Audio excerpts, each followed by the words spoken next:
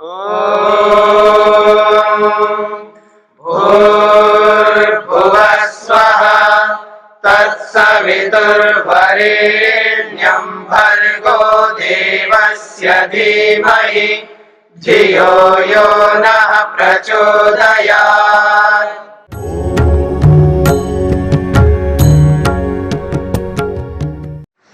स्पष्ट हो गया?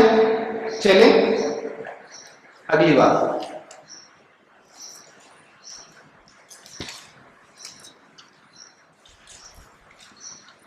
उसी को पुष्ट किया जा रहा है। कारणम अस्ति अव्यक्तम। कारणम अस्ति अव्यक्तम। अव्यक्त एक कारण है, उसको आप नकार नहीं सकते। इस संपूर्ण सृष्टि का एक कारण है, ये भ्रम नहीं है, याद रखना। जगत मिथ्या नहीं है, जगत मिथ्या नहीं है, उसका कारण है, वो अव्यक्त है, वो प्रकट नहीं, क्योंकि सूक्ष्म होने से अव्यक्त है। इसलिए भूमिका के रूप में उन्होंने स्पष्ट किया था, कोई वस्तु अव्यक्त है, प्रकट नहीं है, कोई दिखती नहीं है, जिसका अनुभव नहीं होता, जिसकी अनुभूति नहीं हो पा रही है, उसके बहुत सारे कारण होते हैं। उन बहुत सारे कारणों में एक बहुत महत्वपूर्ण कारण है सौक्ष्म्यात्। अति सूक्ष्म होने से प्रकृति अव्यक्त दिखाई नहीं देती, उपलब्ध नहीं होती। उसी को उपलब्ध करने के लिए सांख्य योग को जीवन में धारण करना पड़ता है। मेरी बात पकड़ रहे हैं आप? अव्यक्त प्रकृति को अनुभव करना चाहता है कोई भी व्यक्ति, जो कोई व्यक्ति अव्यक्त प्रकृति को अनुभव करना चाहता है, तो उसको सांख्य योग को धारण करना पड़ता है, यानी सांख्य योग को जीवन में उतारना पड़ता है। अपने जीवन को सांख्य के अनुरूप चलाना पड़ता है, अपने जीवन को योग के अनुरूप चलाना पड़ता है, तब जाकर के इस अव्यक्त कारण प्रकृति को वो अनुभव कर पाएगा प्रत्यक्ष। अभी तो अनुमान से हम काम चला रहे। जैसे हम घड़े को देख करके मिट्टी का ज्ञान कर लेते, ठीक है जी, घड़े को देख करके मिट्टी का ज्ञान कर लेते, लेकिन मिट्टी कैसी है उसको प्रत्यक्ष करने के लिए आपको क्या करना पड़ेगा?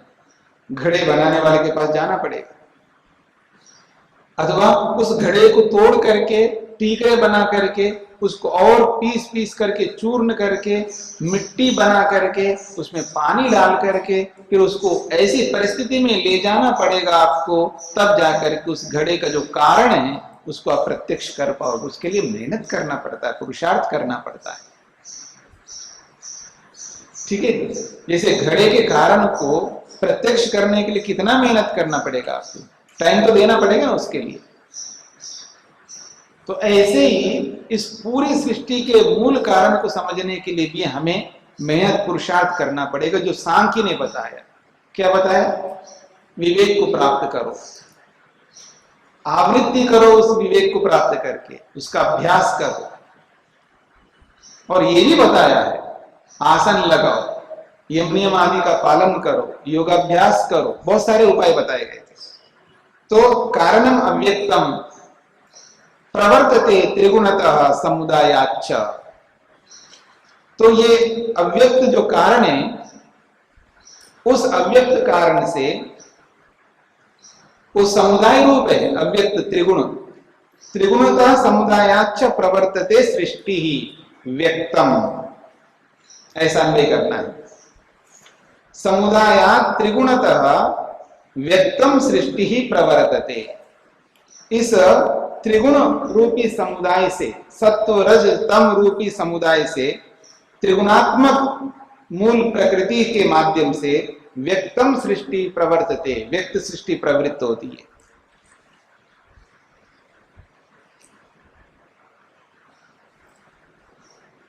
और यह सृष्टि कैसी है? तो कहते हैं परिणामतः सलिलवत् प्रति प्रति गुणाश्रय विशेषा। बहुत अच्छी बात कही जा रही है। परिणामतः, जब इसका परिणाम हो जाता है, यानी त्रिगुणात्मक समुदाय रूपी सत्वर स्तंभ से जब सृष्टि बनती है, तो उसका जो परिणति होती है वो अलग अलग रूप से होती है।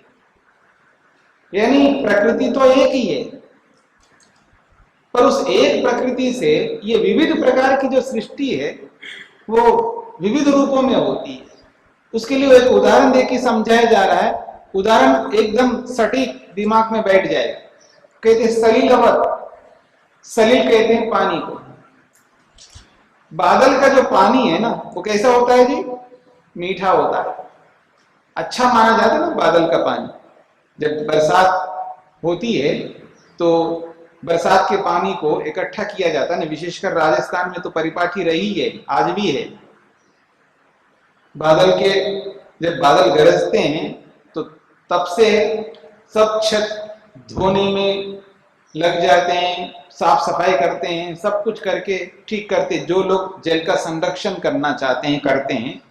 वो जैसे बादल गरजने लगते हैं, बरसात का समय आ गया तो सब लोग छतों के ऊपर चढ़ जाते हैं और साफ करते हैं, धुलाई करते हैं, सब तैयार करके रखते हैं। जैसे बरसात होती है वो छत पर गिरती है और उसको एक जगह इकट्ठा करते हैं, टैंक बनाते हैं, फिर उस पानी का साल भर प्रयोग करते हैं। तो जब बादल का पानी होता है वो मीठा होता है, ठीक है। वही बादल का पानी जब जमीन पे आ जाता है तो वही पानी खारा हो जाता है, मीठा हो जाता है, कड़वा हो जाता है, कशेला बन जाता है, अलग अलग हो जाता है। पानी तो एक ही है। तो यही कहना चाह रहे हैं परिणामतः सलिलवत, जैसे ही परिणित हो जाता है, यानी मूल प्रकृति, त्रिगुणात्मक प्रकृति, समुदायात्मक प्रकृति एक होकर के भी जो परिणित हो जाती है प्रकृति, जो विविध रूपों में आ जाती है, सलिलवत पानी के समान, प्रति प्रति गुणाश्रय विशेषा, गुणाश्रय, गुणानाम आश्रय, गुणाश्रय, गुणों का जो आश्रय है कौन है? नीम का पेड़ है, ठीक है ना, बबूल का पेड़ है, ठीक है, अलग अलग वृक्ष है, अलग अलग वनस्पतियां हैं, अलग अलग स्थान है। उन सबको प्रति प्रति अलग अलग आश्रित द्रव्यों को पानी प्राप्त होकर के परिणामता उसका जब बदलाव हो जाता है तो कड़वा, कशेला, मीठा, खारा ये सब बन जाता है।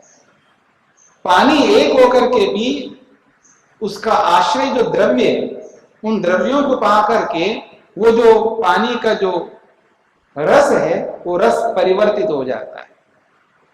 मधुर रस जो है अनेक रसों में प्रवृत्त हो जाता है।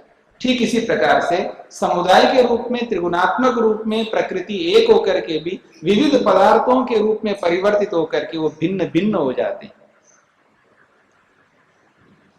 पकड़ में आ रहा है? कृष्ण वर्ण भी कृष्ण वर्ण एक जैसा नहीं रहता, श्वेत वर्ण भी श्वेत वर्ण एक जैसा नहीं रहता, रक्त वर्ण भी रक्त वर्ण एक जैसा नहीं होता, ठीक है जी। उसकी भिन्नताएं बहुत हो जाती हैं, अलग अलग आश्रय द्रव्यों को पाकर के अलग अलग रूपों को धारण कर लेते हैं। ठीक इसी प्रकार प्रकृति भी त्रिगुणात्मक रूप में, समुदाय के रूप में एक होकर के भी वो जब परिणित होती है तो विभिन्न पदार्थों के रूप में परिणित होती है।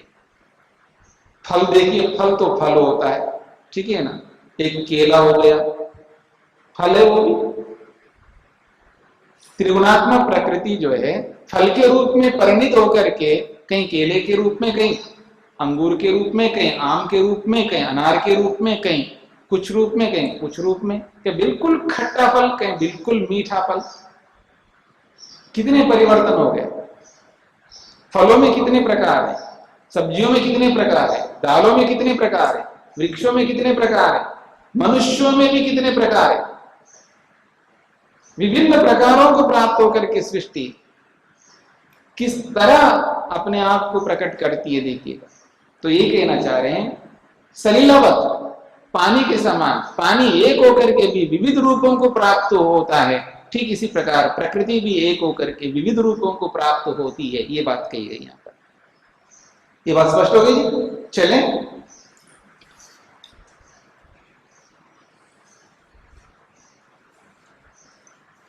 अब आत्मा की सिद्धि करने। अभी तक जो है सृष्टि की सिद्धि की है, सृष्टि के माध्यम से प्रकृति की मूल उपादान कारण की सिद्धि की है। अब कहते हैं पुरुष की सिद्धि करते हैं, आत्मा की सिद्धि करते हैं। आत्मा को अनुमान से समझना चाह रहे हैं, क्योंकि प्रत्यक्ष से तो हम समझ नहीं सकते। समझने को समझ सकते हैं, लेकिन योग को धारण करना पड़ता है जीवन में। बिना योग को धारण किए प्रत्यक्ष से कैसे समझेंगे? तो अनुमान से पुरुष की सिद्धि की जा रही है। संघात परार्थत्वात्, संघात परार्थत्वात्, त्रिगुणादि विपर्ययात् अधिष्ठानात् पुरुषो अस्ति भोक्तृभावान् कैवल्यार्थम प्रवृत्तिश्च। बहुत अच्छी बात कही जा रही है। संघात परार्थत्वात्, जो भी संघात है वो परार्थ होती है। संघात वस्तु जो भी है, संघात समझते हैं, जो अनेक अवयवों का समूह होता है, अनेक अवयवों से एक बन जाता है, उसको संघात कहते हैं। अनेक को एक के रूप में जो भी आपके सामने दिखाई दे रही है वस्तु, वो संघात है। अनेक एक के रूप में जहां भी आपको दिखाई दे रही है वस्तु के रूप में, वो संघात कहलाए। अनेक को एक के रूप में जहां आप देखो, उसको समझ लेना संघात है। संघात का मतलब है अनेक को एक बनाना, ये संघात है। तो संघात परार्थत्वात्, और जो संघात होता है याद रखना, वो दूसरे के लिए होता है, वो परार्थ होता है, पर के लिए होता है, स्वयं के लिए नहीं हो सकता। संघात मात्र दूसरे के लिए होता है, स्वार्थ के लिए कभी नहीं हो सकता। अपने लिए कोई वस्तु नहीं होती है। पेन पेन के लिए नहीं होता है। पेन आपके लिए हो सकता है, मेरे लिए हो सकता है, दूसरे के लिए हो सकता है, अपने लिए नहीं हो सकता। मकान मकान के लिए नहीं होता, मकान हम सब के लिए हो सकता है, इसलिए परार्थ है। तो जितने भी संघात है वो परार्थ होता है। सत्वरस्तम संघात नहीं, इसलिए वो परार्थ नहीं होता, याद रखना। सत्वरस्तम जो है संघात नहीं, इसलिए परार्थ नहीं होता। वो कोई काम का नहीं है, याद रखना। जब तक कार्य के रूप में नहीं आती प्रकृति, तब तक वो हमारा कोई काम का नहीं है। जो आज आप जमा करके रखते हो ना 2-2 हजार के नोट, हाँ समझ रहे ना, उसका रॉ मटेरियल आपके कोई काम का है? कोई काम का है? बोलो, कोई काम का नहीं है। कितने ही कागज रखो आप, उसको कोई कागज है, कोई मतलब ही नहीं। जैसे ही वो कागज कार्य रूप में परिवर्तित हो जाता है, उसके ऊपर ये आ जाए ना, ये 2000 का नोट है, बस वो आपके काम का है। ठीक है ना? ऐसे ही जो जो कारणों के रूप में विद्यमान है, वो हमारा कोई काम का ही नहीं है, मतलब ही नहीं है, हमारा प्रयोजन सिद्ध नहीं हो सकता। और जो संघात हो जाएगा वो हमारे लिए होगा। इसलिए कहा संघात परार्थत्वात्, संघात वस्तु परार्थ होता है, दूसरे के लिए होता है। इसलिए कारण वस्तु परार्थ नहीं होती, इसलिए प्रकृति दूसरे के लिए नहीं होती है, विकृति दूसरे के लिए होती है, कार्य वस्तु दूसरे के लिए होती है। त्रिगुणादि विपर्ययात्, और पुरुष कैसा है? ये त्रिगुणादि जो पदार्थ है, सत्वर स्तंभ के माध्यम से उत्पन्न हुए जितने भी कार्य पदार्थ हैं, इन सब से विपर्यया, वो विपरीत है, बिल्कुल हट करके हो। याद रखना, आत्मा परार्थ नहीं होता है, हाँ पुरुष परार्थ नहीं होता है। पुरुष सदा स्वार्थ होता है, अपने लिए होता है। इसलिए सांख्य योग का ये सिद्धांत है, समस्त ऋषियों का सिद्धांत है, पुरुष स्वार्थ होता है, परार्थ नहीं होता है। क्यों आप ये अभिमान करते हो? देखो जी मैं आपके लिए कितना करता हूं, बोलता है ना आदमी, मैं बहुत करता हूं जी आपके लिए, मैं आपके लिए मेहनत कर रहा हूं, मैं आपके लिए दिन रात लगा हूं। कोई नहीं लगा, सब अपने अपने लिए लगे हुए, सब स्वार्थ के हैं, सब अपने अपने प्रयोजन को सिद्ध कर रहे हैं, कोई किसी के लिए नहीं होता है, सब अपने प्रयोजन को सिद्ध करना चाहते हैं। आत्मा स्वार्थ है, वो परार्थ नहीं होता है, उसका स्वभाव स्वार्थ है, परार्थ नहीं है, याद रखना। नहीं जी आपको लाभ तो दे रहा हूं, नहीं, आपको लाभ देने का मतलब क्या है? अपने लाभ के लिए कर रहे हो ना। आप ये कहो कि मेरे को लाभ दे करके आपको कोई लाभ नहीं मिलता तो क्या आप देंगे मेरे को लाभ? मैं आपको पढ़ा रहा हूं, क्यों पढ़ा रहा हूं पता है? मेरा जबरदस्त स्वार्थ है। हाँ, छोटा मोटा स्वार्थ नहीं है। हरियाणा में जबरदस्त शब्द का बहुत प्रयोग करते हैं। जबरदस्त स्वार्थ है, बहुत बड़ा स्वार्थ है मेरा। हाँ ठीक है ना, आपका हो या ना हो, मेरा तो बहुत बड़ा स्वार्थ है पढ़ाने का। मैं अपने लिए पढ़ा रहा हूं, आप पढ़ करके मेरे को एहसान नहीं कर रहे। हाँ, और मैं पढ़ा करके मैं कोई एहसान नहीं कर रहा हूं आपके ऊपर, मैं अपने लिए पढ़ा रहा हूं, आप अपने लिए पढ़ रहे हैं। बात समझ में आ रही है? मां अगर बेटे की सुरक्षा करती है, लालन पोषण करती है, जो कुछ भी करती है वो अपने लिए करती है, उससे बेटे का कल्याण होता है, इसमें कोई आपत्ति नहीं है, इसमें कोई आपत्ति नहीं है। मेरे पढ़ाने से आपका कल्याण होता है और आपके पढ़ने से मेरा कल्याण होता है, इसमें कोई आपत्ति नहीं है। पर प्रश्न ये है कि क्या आप मेरे लिए पढ़ रहे हैं, क्या मैं आपके लिए पढ़ा रहा हूं? नहीं। अर्थात इसमें यदि मेरा स्वार्थ नहीं होता तो मैं कभी नहीं पढ़ा सकता। आपके पढ़ने से आपका यदि कोई स्वार्थ नहीं होता तो आप कभी नहीं पढ़ सकते। सब अपने लिए ही करते हैं, मुख्य लक्ष्य स्वयं है। गौण रूप से किसी को लाभ होता, हमें क्या होता है तो होने दो, क्योंकि आपको लाभ होने से ही तो मेरा लाभ है ना। अगर आपको लाभ नहीं होता तो मेरा लाभ होगा कैसे? आपको लाभ देने से ही मेरा लाभ होगा, ये सिद्धांत है, ये यथार्थता है। तो इसलिए कह रहे हैं संघात परार्थ होता है। संघात जो है दूसरे के लिए ही होता है, स्वयं के लिए नहीं होता है। त्रिगुणादि विपर्य, और इस संघात रूपी त्रिगुण है, इनसे विपरीत है कौन? पुरुष। वो संघात नहीं है इसलिए विपरीत है, वो परार्थ नहीं है, वो स्वार्थ है, इसलिए इस त्रिगुणात्मक संघात रूपी सृष्टि से वो विपरीत है, अलग है, ये बात कही। फिर कहा अधिष्ठानात्, वो अधिष्ठाता है, वो अधिष्ठाता है, वो मालिक है, वो स्वामी है। जितना भी संघात है ना, उसका मालिक, उसका स्वामी वो पुरुष ही है। क्योंकि मकान अपने आप में वो मालिक नहीं है। स्वयं जो होती है, संपत्ति जो होती है, संपत्ति का मालिक हमेशा ही अधिष्ठाता होता है, चेतन होता है। स्वयं वो वस्तु नहीं होती है मालिक, उसको तो ये बोध ही नहीं है ना, वो तो जड़ वस्तु है, वो नॉन लिविंग थिंग है, उसको ये बोध ही नहीं है, उसको ये जानकारी नहीं है कि मैं कितना महत्व रखता हूं, इसका बोध उस जड़ वस्तु को नहीं है, उसका बोध हमें है, इसलिए हम मालिक बनते, उसके स्वामी बनते हैं। जैसे भूस्वामी होता है, धन स्वामी होता है, अलग अलग स्वामी लोग होते हैं ना। तो जितनी भी संपत्ति है, यानी पूरी की पूरी सृष्टि हमारी संपत्ति है, हम इसके मालिक हैं, इसके स्वामी हैं। अब भोगने का सामर्थ्य आपके पास कितना है वो एक अलग बात है, और एक बात उसका प्रयोग, उसका यूज कितना आप कर पाते हो वो ये आपके ऊपर निर्भर करता है। मालिक होना कोई बहुत बड़ी बात नहीं है, मालिक तो कोई भी हो सकता है। क्या लाभ है उस मालिक पने का, उसका प्रयोग ही नहीं करता आदमी। इसलिए आदमी 99 के चक्कर में रहता है ना, जो भी वो जोड़ता रहता है, जोड़ता रहता है, जोड़ने में सारा जीवन बिता देता है, पर उसका प्रयोग नहीं करता, यूज नहीं करता। ठीक है ना, तो उसका प्रयोग करना होता है।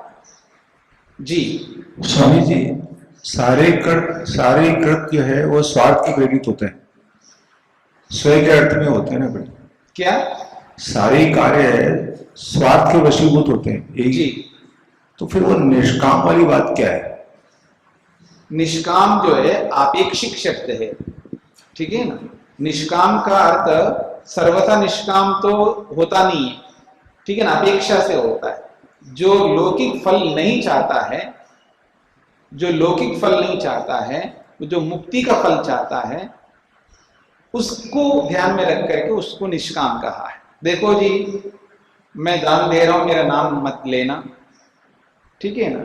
कोई कोई ऐसा भी दान दे जाता, चुपचाप डाल के जाता है दान पेटी में, बहुत डालता है, थोड़ा मोटा नहीं डालता है, बहुत डालता है, किसी को पता ही नहीं, कानों खबर नहीं है कि किसने डाला है, डाल के चला गया दान पेटी में, तो चाहता ही है नहीं अपना नाम। ये निष्काम का मतलब है ये बिना कामना से नहीं डाला उसने, उसकी कामना है, लेकिन उसकी ये कामना नहीं है कि मेरा नाम आ जाए, मेरे को लोग कुछ कहे, लोगों को पता लगे मैंने डाला है, ये कामना नहीं है। इस कामना का ना होना निष्काम। वैसे कामना है, क्या कामना है उसको? उसको मुक्ति चाहिए, उसको मोक्ष चाहिए, उसको परलोक चाहिए, उसको भविष्य चाहिए, उसको वर्तमान नहीं चाहिए। इस रूप में उसको निष्काम कहा है। ऐसा है। इसका मतलब ये हुआ कि परोपकार कुछ होता ही नहीं है, अपने स्वयं के उद्देश्य से ही होता है। नहीं, परोपकार तो होता ही है ना, सापेक्षिक है वो परोपकार भी सापेक्षिक शब्द है ना, मतलब दूसरे का उपकार करने से हमारा उपकार होता है। दूसरे के उपकार किए बिना हमारा उपकार नहीं हो सकते, सिद्धांत है। अपना उपकार चाहते हो तो दूसरे का उपकार करो, ठीक है ना। पर दूसरे के लिए जो भी हम करते हैं वो हम अपने बहुत बड़े फल के लिए करते हैं, ऐसा है। यानी उस करने के पीछे हमारा बहुत बड़ा उद्देश्य है, उसका जो परिणाम है, उसका जो फल है वो हमें मिलेगा, ऐसा है। तो इसलिए कहा अधिष्ठाना, वो अधिष्ठाता है, इस पूरी सृष्टि का अधिष्ठाता पुरुष है, ठीक है। तो ये जो शरीर है ये भी तो सृष्टि है ना, ये भी तो ब्रह्मांड है, पिंड भी तो ब्रह्मांड है ना, यथा पिंडे तथा ब्रह्मांडे, यथा ब्रह्मांडे तथा पिंडे। तो सृष्टि, ये भी सृष्टि है, और इस सृष्टि का अधिष्ठाता पुरुष है, आत्मा है, इसका उपभोग प्रयोग करता है, ये भी करना नहीं आता आदमी को। जिस शरीर में रहता है उस शरीर का उपभोग करना भी नहीं आता आदमी को। अपने शरीर का यूज करना जिस आदमी को नहीं आता, वो अपने शरीर से भिन्न वस्तुओं का प्रयोग करना भी नहीं आएगा। मेरी बात कुछ समझ में आ रही है? जिस व्यक्ति को अपने शरीर का प्रयोग करना नहीं आ रहा हो, वो दूसरे पदार्थों का कभी प्रयोग करना नहीं जान सकता। कुछ समझ में आया आप लोगों को? जो अमूल्य शरीर जिसके पास में हो, जिसकी कीमत नहीं है, प्राइसलेस है, ये अमूल्य है ये शरीर, इस शरीर का प्रयोग करना नहीं आता, इसका साथ खिलवाड़ करता आदमी। खिलवाड़ समझते हो? बहुत अन्याय करता अपने शरीर के साथ, न ढंग से खाता है, न ढंग से खिलाता है, न ढंग से सुलाता है, न ढंग से उठाता है, न ढंग से इसको स्वस्थ रखता है। बहुत बड़ी हानि कर रहा है अपने शरीर का। जो अपने शरीर को ढंग से नहीं रख सकता, वो दूसरों को कहां से ढंग से रख पाएगा? फिर भी वो बोलता है जी मैं आपके लिए बहुत मेहनत कर रहा हूं, जो आपको ढंग से रखना चाहते हो। क्या रख सकते हो आप ढंग से? अपने को तो रख नहीं सकते हो, खुद को तो रख नहीं पा रहे हो, तो मैं क्या उम्मीद करूं कि आप मेरे को ढंग से रखोगे? ये हो नहीं सकता। इसलिए इस बात को समझना है कि ये जो बात कही जा रही है यहाँ पर, अधिष्ठाता है हम लोग, पर इस अधिष्ठाता पन का तो लाभ ले लो। मालिक तो वैसे बन रहे हो, पर मालिकाना का जो दायित्व है वो नहीं निभा रहे हो। इसको निभाना है, इस शरीर को ढंग से रखना है, स्वस्थ रखना है, निरोगी रखना है।